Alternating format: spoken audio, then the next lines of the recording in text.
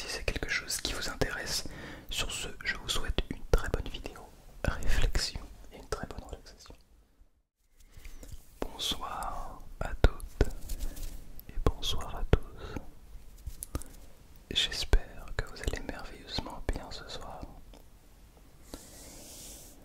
Bon, je vous retrouve pour une vidéo que j'ai déjà tournée en fait, pour être tout à fait transparent avec vous. J'ai tourné cette vidéo, je vais d'ailleurs... ouais, pour là, normalement ça tourne, c'est sûr. J'ai tourné cette vidéo et puis par je ne sais quel miracle, il se trouve qu'il n'était plus... que la vidéo n'était plus sur ma carte SD. Voilà, donc j'avais tourné 30 minutes de vidéo. Un petit peu deg, mais bon. Donc je vous la retourne quelques jours plus tard. Pour vous ça ne changera rien à la date évidemment, puisque je prends un petit peu d'avance. J'évite de tourner le dimanche soir une vidéo pour le lundi. Ou le lundi pour le lundi.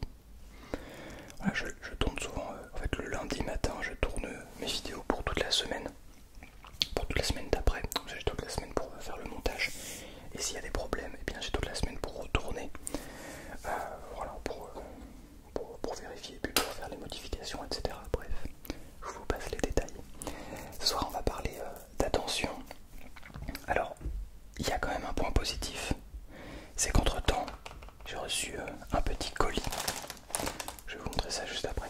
Dans lequel j'ai reçu quelques petits triggers qui vont pouvoir m'être utiles, notamment pour des vidéos, pour vous aider à peut-être récupérer cette attention. Voilà. Je vous en dis pas plus. On va commencer par le coup d'eau, évidemment. C'est très important, extrêmement important. Prenons ce temps pour boire et pour respirer en début de vidéo.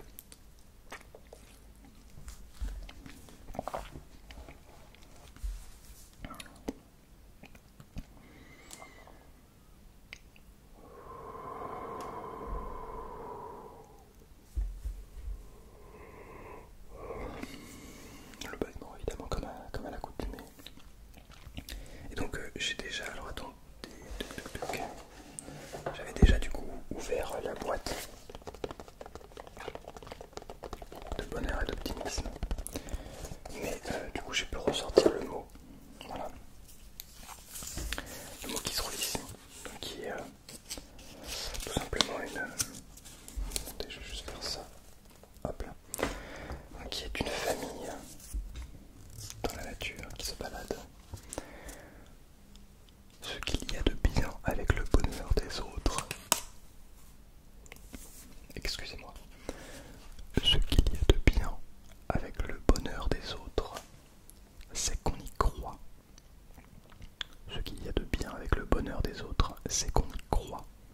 De Marcel Proust. Je suis d'accord. Le bonheur est contagieux de toute façon. On le dit souvent. Enfin, peut-être pas suffisamment d'ailleurs. Le bonheur est contagieux, c'est-à-dire que quelqu'un de profondément heureux va tout simplement partager ce bonheur, ne serait-ce qu'avec un sourire, peut-être même parfois avec des mots, des façons d'agir. Et je trouve ça magnifique. Bon alors on va parler d'attention, mais je voulais quand même vous montrer ça. Donc j'ai un petit colis ici. Je vais éviter de vous montrer quand même mon adresse, ce serait cool. Alors, désolé si ça fait beaucoup de bruit.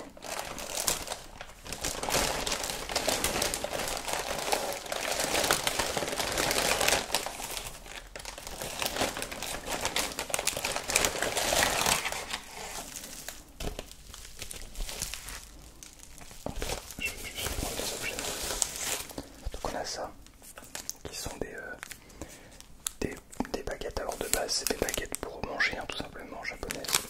Mais ici regardez, ce sont des baguettes qui individuellement vont pouvoir me permettre de faire des visuels comme ça. Moi, je trouve les baguettes vraiment très jolies. Voilà, donc c'est vraiment joli. Ça me permet de faire des petits visuels, donc ça c'est plutôt cool.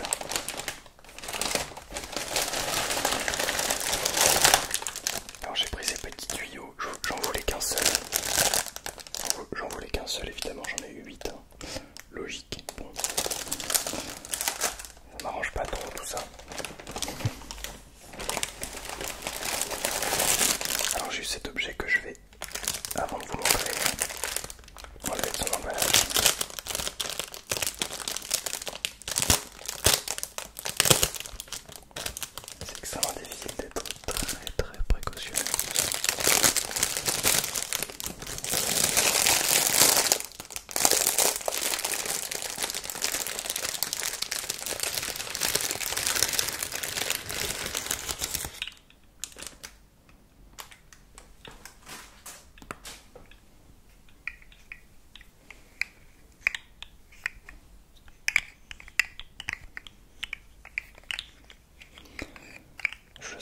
c'est un trigger qui est très connu.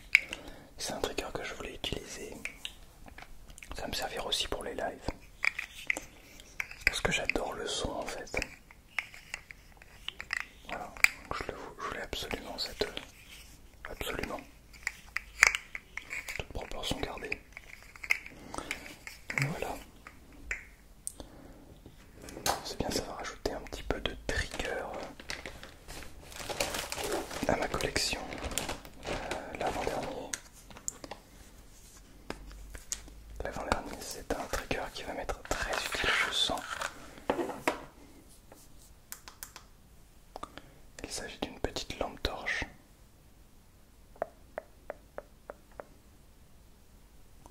Il va falloir que j'apprenne à l'utiliser, bien sûr, mais voilà, c'est simplement une petite lampe. Très simple, mais efficace comme on l'aime.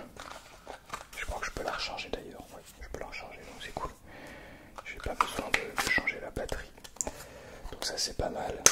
Et puis un dernier trigger que je voulais absolument vous montrer. Que je voulais absolument tester en fait avec. On va mettre ça. Bon, c'est devenu une vidéo déballage de trigger. Voilà, c'est une vidéo déballage de trigger, mais au moins après je peux jeter les papiers et puis garder que les triggers. J'adore ce bruit.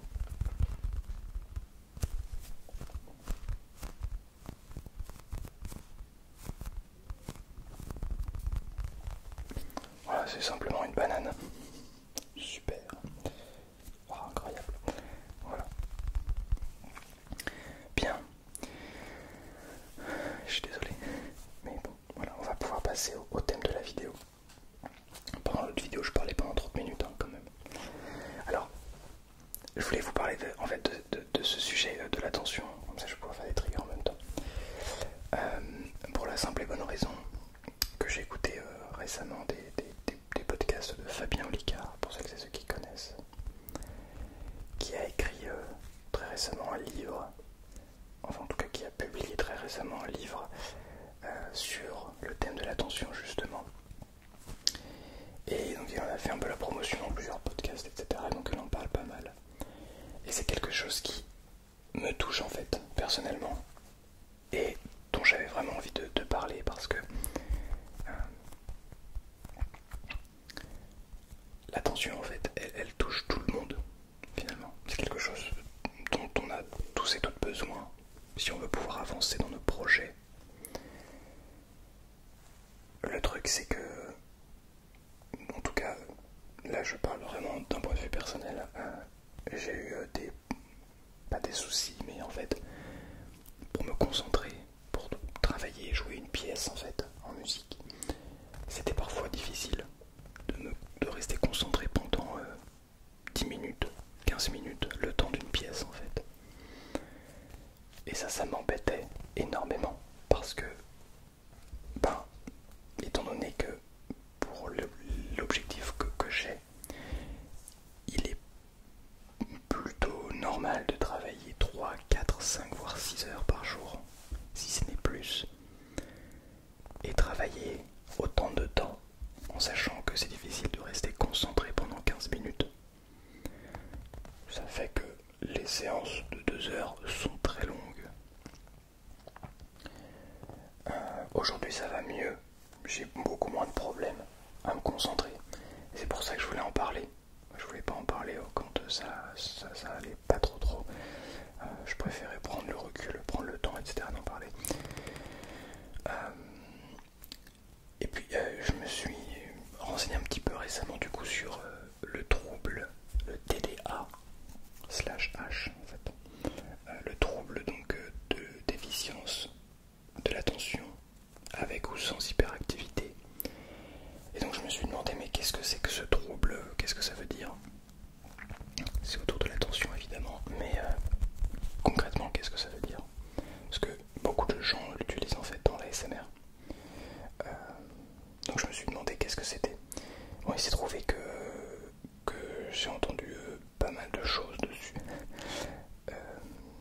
Je reste pas un expert, donc je suis pas non plus, comment dire,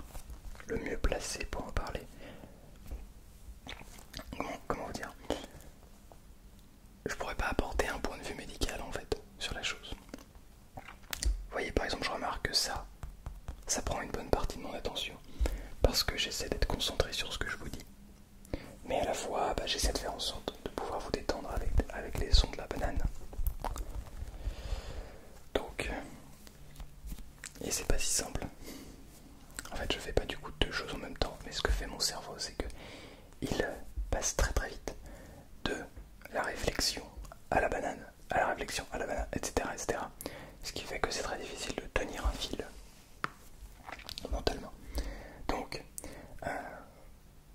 comme je vous le disais, j'ai fait des recherches un petit peu sur le TDAH, avec ou sans hyperactivité. En fait, il se trouve que c'est une maladie qui est là depuis l'enfance. En fait, c'est une maladie qui touche aux gènes, donc ça n'a rien à voir avec l'éducation. C'est une réelle maladie que l'on peut diagnostiquer quand on est adulte évidemment, mais qui existe depuis l'enfance et qui s'éveille, je crois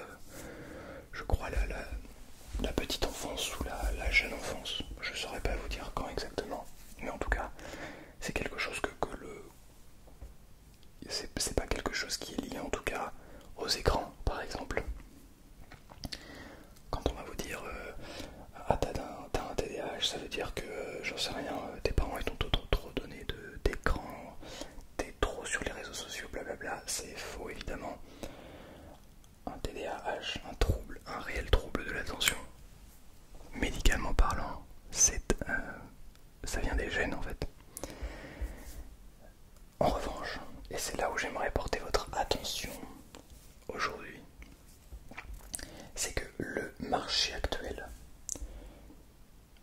ce qui rapporte de l'argent, c'est bel et bien l'attention. Ce qui rapporte de l'argent, c'est le temps de cerveau que vous allouez à une activité. Ce qui fait que, et c'est mon cas également, lorsque je vous tourne cette vidéo et que je vous invite à m'écouter, ce que je fais, c'est que je vous propose subtilement, je viens capter votre attention pour essayer de vous garder le plus longtemps possible ici.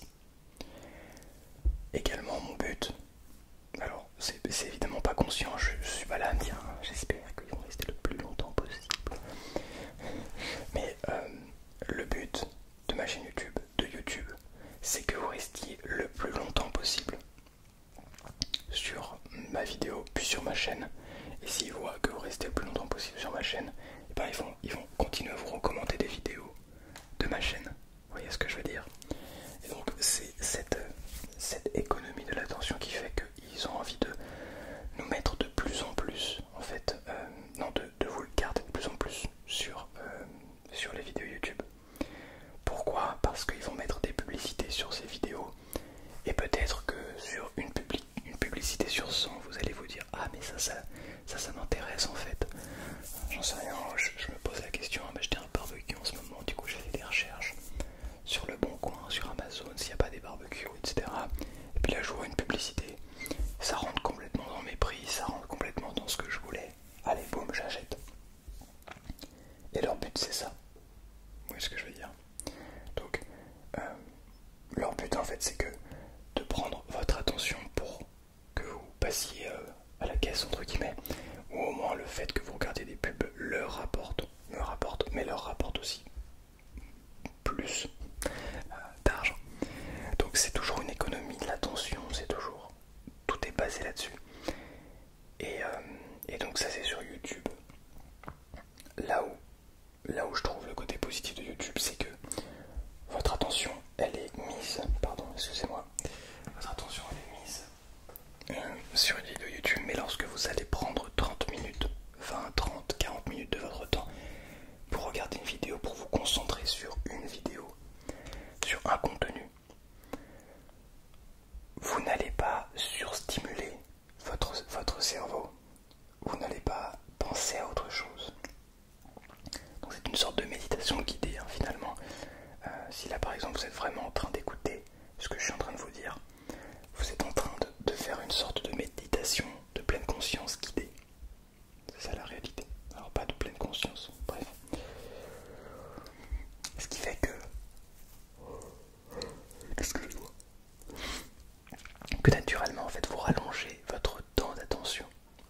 Parce que la vérité c'est que notre attention elle est bel et bien là.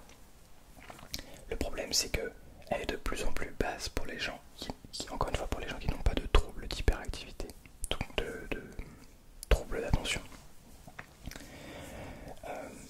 On a quand même une perte globale d'attention liée aux réseaux sociaux. Et alors, je vais évidemment parler du contenu court, voire ultra court. Et j'ai d'ailleurs remarqué que ça aussi, comment dire, que c'était devenu de plus en plus le cas sur YouTube. En gros, le contenu court, donc que ce soit TikTok, Instagram Reels, YouTube Short, en fait c'est du contenu qui vient vous sécréter la dopamine. Comment dire, votre cerveau sécrète de la dopamine lorsqu'il regarde du contenu. En fait c'est même un peu plus complexe que ça. Pour ça, il faut essayer d'aller un petit peu plus loin à nos origines et de comprendre un petit peu pourquoi la dopamine, pourquoi, dans quelle situation notre cerveau, notre corps sécrète de la dopamine. La dopamine, c'est cette hormone du plaisir, c'est quand on ressent que ça nous fait du bien, quoi. Et là, on a sécrété la dopamine. Et donc, qu'est-ce qui fait qu'aujourd'hui, on a envie de sucre, par exemple? Que le sucre nous procure de la dopamine. Qu'est-ce qui fait que le contenu court nous sécrète de la dopamine? En fait, à l'origine, on n'avait pas tous ces plaisirs, on n'avait pas de téléphone. Là, je vous parle d'il y a 150 000 ans, hein. Ça remonte. Peut-être même moins, mais en tout cas, il y a plusieurs milliers d'années, ça c'est sûr. Voire dizaines de milliers d'années. En fait, là où on prenait du plaisir, c'était quand on trouvait un bon fruit bien sucré. On trouvait une bonne pomme, on la mangeait au moment où cette pomme, elle était parfaitement mûre, elle était bien sucrée, bien, vous voyez ce que je veux dire? Une bonne pomme bien sucrée. Mais on n'en trouvait pas à tous les coins de rue. Ah non, c'est trop facile sinon. Mais du coup, dès qu'on en trouvait une, là on sécrétait de la dopamine.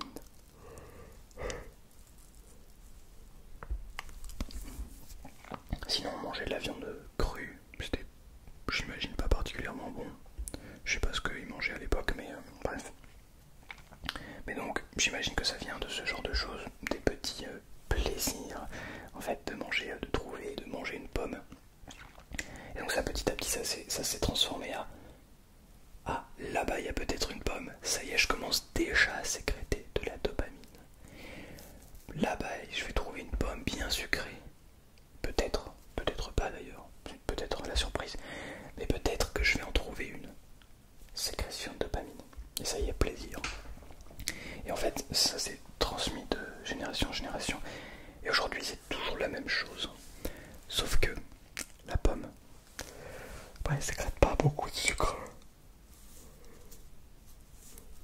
La pomme, elle contient nettement moins de sucre que... Je sais pas moi, quel exemple donner? Qu'un Kinder, par exemple. Un Kinder, bon, je dis ça un peu au hasard. Qu'un bonbon. Bon, on va prendre ça, on va prendre un bonbon. La pomme, elle sécrète quand même beaucoup moins de sucre qu'un bonbon, n'est-ce pas? Du coup, maintenant qu'on a des bonbons à l'illimité, bon, on a des bonbons quasiment à l'illimité, je parle à l'échelle individuelle, hein, évidemment. On peut se prendre 10 paquets de bonbons, ben on pourra toujours aller s'en racheter, tu vois ce que je veux dire, on en a illimité. Ben maintenant une pomme qui a peut-être 10, 20, j'en sais rien combien de fois moins de sucre, ben va nous faire beaucoup moins d'effet. On va beaucoup moins nous sécréter de la dopamine. Vous voyez ce que je veux dire? Et ben notre attention c'est pareil en fait. C'est exactement pareil, notre attention il ne demande qu'à sécréter de la dopamine. Donc en fait que ce soit pour le sucre ou pour la petite activation du cerveau, la petite sécrétion de dopamine, c'est la même chose en fait.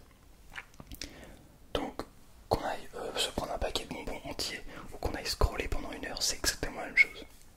Ce qui fait que maintenant juste le fait de se dire oh, je vais aller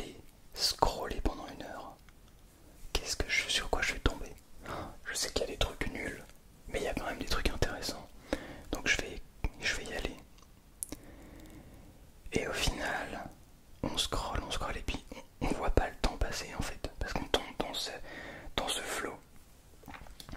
Sauf que là où il y a un piège, là où il y a un énorme piège, c'est que, comment dire, quand on mange des bonbons, on se prend un paquet entier, on commence déjà à être bien ballonné, on se dit ouf. Je sais pas si j'en ai déjà mangé en entier, mais ça m'est déjà arrivé de manger beaucoup de bonbons, ça c'est sûr, quand j'étais plus jeune.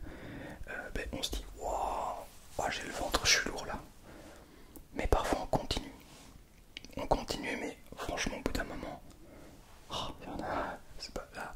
Tu sens que t'as plein de sucre dans la bouche, tu sens que t'es lourd, que tu vois, c'est un peu écœurant au bout d'un moment. Sauf que pour les réels, pour TikTok, c'est pareil, mais on s'en rend beaucoup moins compte. Déjà, ça n'a pas d'impact physique.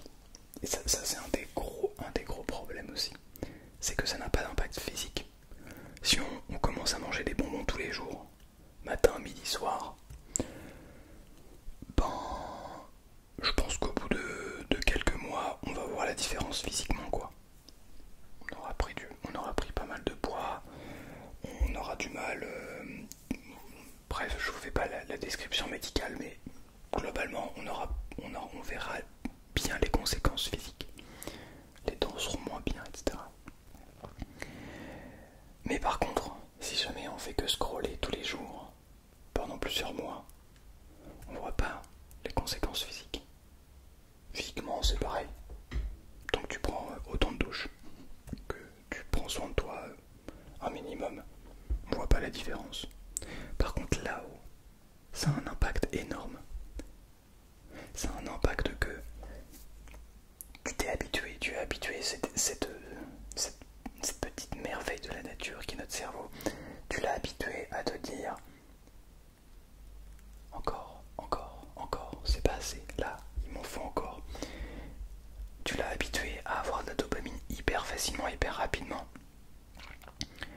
Ce qui fait que dès que tu déconnectes de ça, inconsciemment évidemment, tu vas pas te dire consciemment, là ça y est, je me suis envoyé plein de dopamine vite. Oh bah ça me paraît fade. Non, inconsciemment, tu vas retourner dans la vie de tous les jours et tu vas te dire, oh, mais en fait la vie c'est lent, la vie c'est nul. La vie, il n'y a pas de couleur, il n'y a pas de musique, on s'ennuie.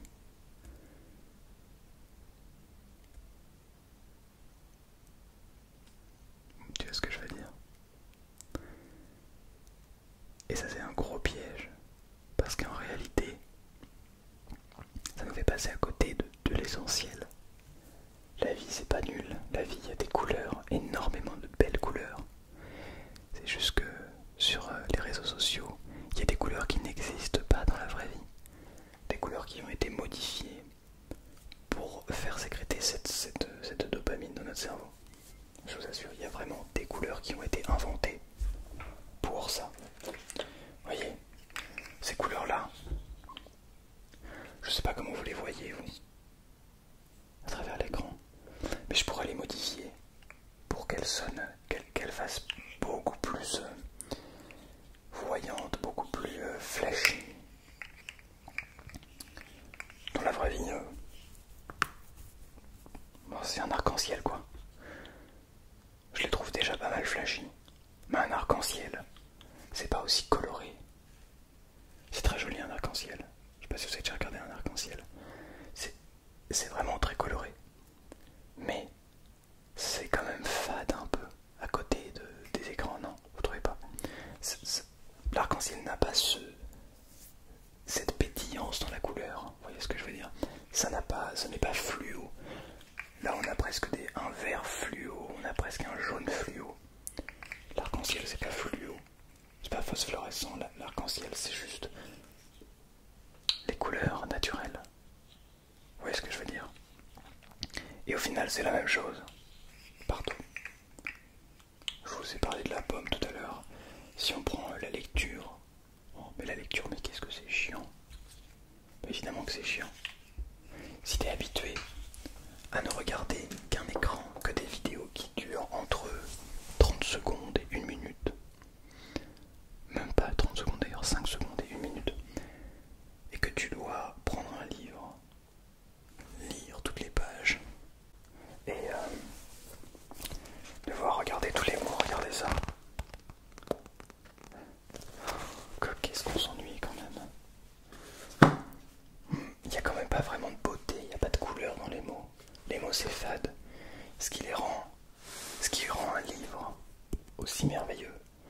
pas les mots, c'est pas les couleurs qu'il y a dans le livre, c'est pas la vitesse à laquelle on va le manger. Ce qui est beau dans un livre, c'est tout l'univers que l'on va se créer dans notre tête. C'est ça, c'est comment on va interpréter les phrases, comment on va mettre des images sur ces phrases pour rendre cette histoire vivante. Et ça, c'est une très bonne manière de reprendre le contrôle, de se forcer à lire. Bon, peut-être qu'il y a plein de manières de reprendre le contrôle. On va en parler. Bon, j'ai pas envie non plus de faire une vidéo qui va durer 3 heures. Mais je crois que c'est important. J'ai mis en place depuis maintenant 1 mois et demi, presque 2 mois, une routine. Une routine, voilà, une routine donc tous les jours. Une routine quotidienne, pardon. Donc tous les jours, je fais du sport. Je fais surtout de la course à pied, mais ça m'arrive de faire du badminton par exemple. Puis là, j'ai acheté un vélo, donc je vais faire du vélo aussi. Donc tous les jours, un peu de sport. Je fais aussi de la calisthénie, du street workout un petit peu. Bref, donc voilà, du sport tous les jours, de la méditation. Je me force à faire de la méditation tous les jours parce que je sais que ça a un impact considérable. Ça me force à prendre mon attention et à la focaliser sur ma respiration à tous les niveaux en fait.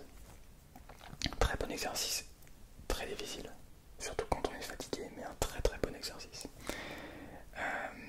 Méditation, lire, je me force à lire tous les jours depuis 1 mois et demi, presque 2 mois. Donc ça c'est cool, ça c'est très très cool, très intéressant. Et ça commence à être...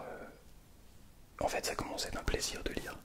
Et là, c'est quand on arrive à ce stade-là que c'est incroyable. Ça commence à être un plaisir de retrouver les personnages que je suis dans un roman de Émile Zola. Alors que c'est un peu... apparemment c'est un petit peu galère à lire. Donc c'est cool quand on en arrive à ce niveau-là. Mais croyez-moi, il y a 2 mois, 1 mois et demi, quand j'ai commencé, je me suis forcé à lire. Alors j'avais déjà lu un livre juste avant. J'avais réussi à finir un livre entier, mais un petit livre de 200 pages, mais où c'est écrit assez gros, un roman ado. Donc pas un truc de ouf non plus. Mais voilà, donc ça fait peut-être un peu plus, quand même 3 mois peut-être que je me mets à la lecture. Mais il faut savoir que j'ai jamais lu de ma vie, en fait, quasiment. J'avais lu peut-être 2-3 au total dans ma vie, j'avais peut-être lu 2-3 livres avant. Mais pas beaucoup plus quoi. Ou des tout petits livres de poche, très peu. Mais au début c'était assez difficile, vraiment très difficile de rester concentré. Je me souviens sur l'ancien livre, vraiment, je me souviens avoir lu et avoir du mal et devoir relire, mais vraiment 4, 5, 6 fois le même paragraphe parce que j'arrivais pas à l'intégrer, à me concentrer, à rester sur le truc, à comprendre le sens, etc. Et ça, genre, je mettais beaucoup trop de temps à lire une seule page. Aujourd'hui, ça va mieux parce que je fais cette pratique, je me force à faire cette pratique quotidienne. Et je pense que c'est réellement un bon exercice en fait pour reprendre le contrôle. Des choses bêtes, mais je fais quoi? Ah oui, le dernier truc, c'est j'écris, je fais un journal intime tous les jours. J'écris ce qui s'est passé dans ma journée. Ça me permet de faire une synthèse de la journée, que ce soit au niveau des émotions, de ce qui s'est passé. Ça me permet de faire mon emploi du temps pour le lendemain. Ça permet de mettre sur papier, comme ça si j'ai des idées aussi, ça peut aussi me permettre de les écrire, etc. Donc ça, je trouve ça vraiment pas mal. Voilà, juste 4 petites habitudes. Ça prend quoi, je sais pas, 10 heures dans la semaine. Bon, en ce moment je fais beaucoup de sport, c'est vrai. Je suis plutôt à 10 heures de sport par semaine. Mais juste des habitudes, ça prend 10 heures par semaine. Alors on se dit, c'est énorme. Ça fait 1h15 par jour à peu près en moyenne. 1h15, 1h20. Et ça va. Tu vois, 1h15, 1h20, ça se trouve. Je suis sûr que si tu enlèves au lieu d'aller sur Instagram en rentrant des cours, tu vas courir. Tu vas faire du sport. Game changer. téléphone aussi, j'ai enlevé pratiquement toutes les distractions en fait. J'essaye alors dès que possible par exemple de mettre mon écran en noir et blanc. J'évite de passer trop de temps, ça m'arrive encore évidemment. J'ai une limite sur Instagram de 30 minutes par jour, voilà, que j'ai dépassé je crois les deux derniers jours. Mais sinon je les dépasse pas, enfin j'ai pas dépassé, je suis arrivé à la limite. Mais autant avant, je raconte ma life, mais autant avant, je bloquais, non, je continuais en arrivant à la limite. J'étais déjà mis 15 minutes, je crois. À la limite, je continuais pour pouvoir regarder soit des réels, soit continuer à parler enfin, répondre aux messages. Maintenant, non, les 30 minutes sont atteints. Je vais plus du tout sur Instagram. J'ai mis aussi une application en marche, ça je vous en parlerai peut-être plus en détail, mais en gros ça s'appelle OneSec. C'est une application qui permet de, quand on se connecte, donc moi j'ai mis ça sur Instagram, YouTube et WhatsApp sur mon téléphone. Et donc quand je lance Instagram, ça me redirige vers une page OneSec où ça met un temps de chargement qui dure, je sais pas moi, 10 secondes, où ça te fait respirer. Et à la fin ça te dit, est-ce que tu veux vraiment lancer Instagram ou est-ce que finalement tu sais pas ce que tu vas aller faire là-bas. Ah, c'est pas mal, je trouve. Voilà, et plein de petites... en fait, essayer de tout recentrer vers l'attention, essayer de tout le temps se dire... de tout le temps reprendre le contrôle sur son attention, de toujours essayer d'observer ce qui se passe à l'extérieur. Par exemple, là, il doit y avoir une tondeuse. Ouais, il y a quelqu'un qui passe à tondeuse, super. De recentrer ça en fait sur son attention sur le moment présent et de petit à petit en fait l'augmenter. Est-ce que je veux dire reprendre le contrôle en fait. C'est qu'au début, et je le vois bien avec mes élèves, c'est qu'au début, c'est un avion, au début on a 3-5 secondes d'attention, ce qui est très peu. Puis petit à petit on va augmenter, puis on va être capable de se rester concentré beaucoup plus longtemps sur une seule tâche. Et petit à petit on va l'augmenter. Et c'est cette cette récurrence qui va faire en prenant le temps de lire, en prenant le temps de faire du sport, de se connecter à soi, etc., qui va faire qu'on va reprendre petit à petit le contrôle en fait de notre attention. Voilà. Bien, je vais m'arrêter là pour cette vidéo, elle était très longue, je suis désolé. J'ai sûrement pas redit tout ce que j'avais dit dans l'autre vidéo, mais c'est pas grave. C'est pas grave. De toute façon, c'est des vidéos uniques. Donc voilà, j'espère malgré tout que cette vidéo vous a plu. On va terminer avec ce petit truc. Super, on termine avec l'avion aussi. J'espère que cette vidéo vous a plu, vous aura permis de comprendre un petit peu plus les causes de la perte d'attention. Jeudi, je vous retrouverai. C'est vrai que je vous dis qu'on était en live, mais on n'est pas en live du tout. Ouais, j'ai dit n'importe quoi. Jeudi, on se retrouvera pour une vidéo. Du coup, on va essayer de reprendre le contrôle de notre attention, petit à petit. Et puis voilà, je vous souhaite une très bonne nuit, une très bonne relaxation.